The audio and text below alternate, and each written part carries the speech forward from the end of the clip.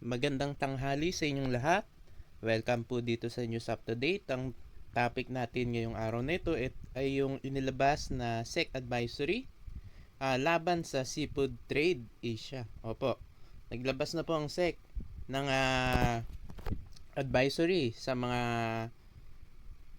kumpanya ni Kyle Bello-Chan. Iba-iba kasi pangalan yan pero isa-isahin natin. Una, sa seafoodtrade.asia, ito yung website. Pangalawa, shrimp farming. Pangatlo, yung seafood.asia Digital Marketing Services. Ito yung nakaregister sa DTI. Ong Shrimp Farming. At yung Aqua Import, Export and Properties Holdings Inc. Ito naman yung nakaregister sa SEC. At ito daw ay pagmamayari at ino-operate ni Kyle Bello-Chan, kung saan ito ay engaged in investment taking activities. So, tignan natin ano ba yung pangako nila? Yung Seafood Trade at Asia, Shrimp Farming, Seafood Asia Digital Marketing Services, Ong Shrimp Farming, Aqua Import, Export and Properties Holdings Inc. are enticing the public to participate in its aquaculture farming business by offering several packages with 40 to 170% guaranteed return on investment ROI from the period of 50 to 150 days. So, pangako nga dito sa Seafood Trade Asia ay 40 to 170% na kitaan sa loob lang ng 50 to 150 days. As nakita nyo sa Facebook, iba-iba pangalan yan para malito kayo. Mahirapan kayo sa pagkakaso. Pero pare-parehas lang po yan at pare-parehas lang na may-ari. So, paano daw sumali ayon sa naging investigasyon ng SEC? Kailangan daw yung investor ay mag-register do sa website ng seafoodtrade.asia at pipili daw ng kung ano yung seafood na gusto nila na kung saan sila mag-invest at i-click daw nila yung transfer to the growing tanks, tapos maghintay lang daw sila hanggang lumaki yung seafood na yun at anihin na. So base nga dito, yan, investor daw ay pwedeng makita yung kanilang piniling seafood na lumalaki online sa pamamagitan ng virtual monitoring system, at yung investor daw wala na daw dapat alalahanin dahil hassle-free at no risk daw yung investment. So mga packages, ano ba yung packages na nandito? Package A, 1,000 pesos. For 1,000 pesos daw, ito daw pwedeng for 10 pieces baby crab or 2,000 pieces ng fry. Ibig sabihin yung shrimp, yon yung maliliit na shrimp, yung mga bata. 40 pieces na baby eel or 2 pieces ng baby lobster. Sa package B, 10,000 pesos.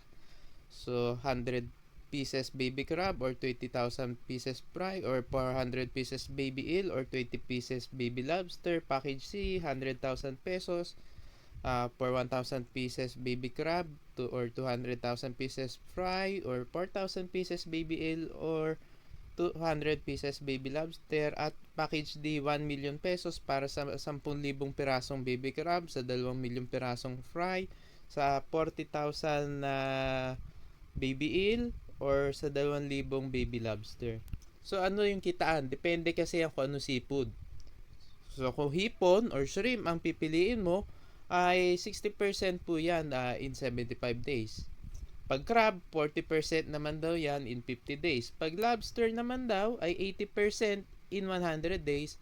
At syempre yung pinakamalaki at pinakamatagal yung eel na kikita ka ng 170% in 150 days. Nagkamali lang dyan. 150 days yan. Ayan, no? Eel, 170% in 150 days.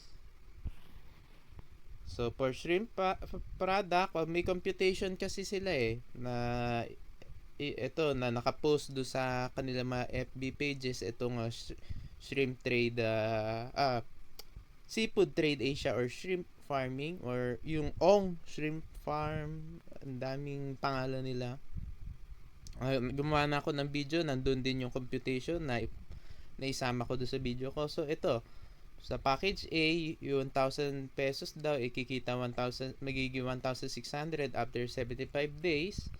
Yung package B, yung 10,000, magiging 6,000, 16,000 within 75 days. Package C, yung 100,000, magiging 160,000 after 75 days. At package D, yung 1 million mo daw, magiging 1.6 million after 75 days. So, ito yung mga referral bonus and commissions. Sa package A, hanggang third level daw, direct referral ay 5% at indirect referral 1%. Sa package B, up to 6th level, direct referral 5% at indirect referral 1%. Package C, hanggang 9th level, direct referral 5% at indirect referral 1%. And package D, hanggang 12th level, direct referral 5% and indirect referral 1%. Yung direct referral, kilala din po yan sa pangalang acronym na DRB or Direct Referral Bonus. Makikita nyo po yan.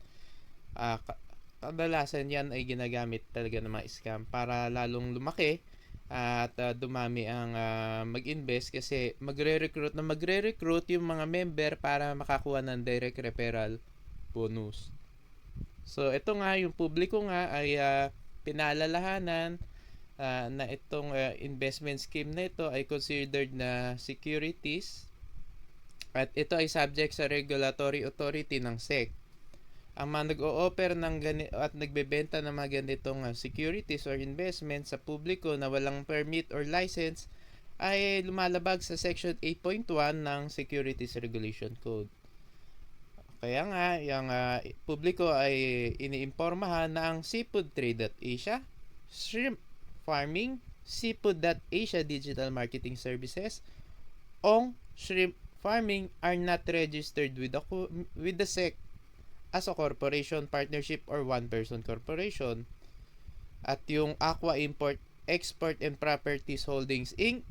ay nakaregister naman sa SEC with the company registration number CS20210737 noong February 9, 2021.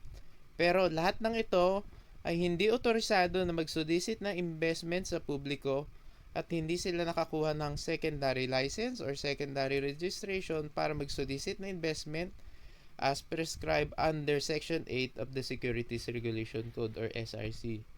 So, yun nga, yung mga aakto na salesman, brokers, dealers, or agents ng Seafood.Asia, Shrimp Farming, Seafood.Asia Digital Marketing Services, Ong Shrimp Farming, Aqua Import, Export, and Properties Holdings Inc.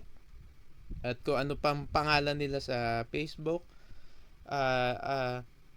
at na nagbebenta at kumikimbinsi sa mga tao na mag-invest sa investment scheme na ino-offer nito mga entity na ito ay maaari po silang maging criminally liable under Section 28 of the SRC at pwede silang ma-penalize ng maximum fine of 5 million pesos or a maximum penalty of 21 years imprisonment or pwede ring parehas pursuant to Section 73 of the SRC.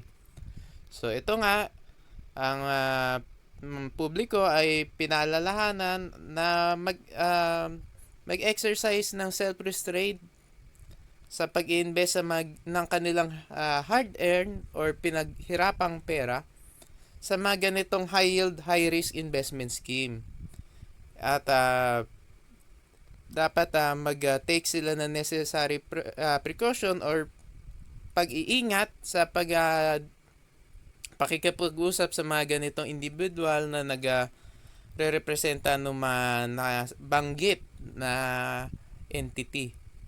At kung meron kayo impormasyon tungkol dito sa mga nabanggit na entity na ito Seafood.Asia at iba pa, itong Ong Shrimp Farm, yung Aqua Import, Export, and Properties Holdings Inc.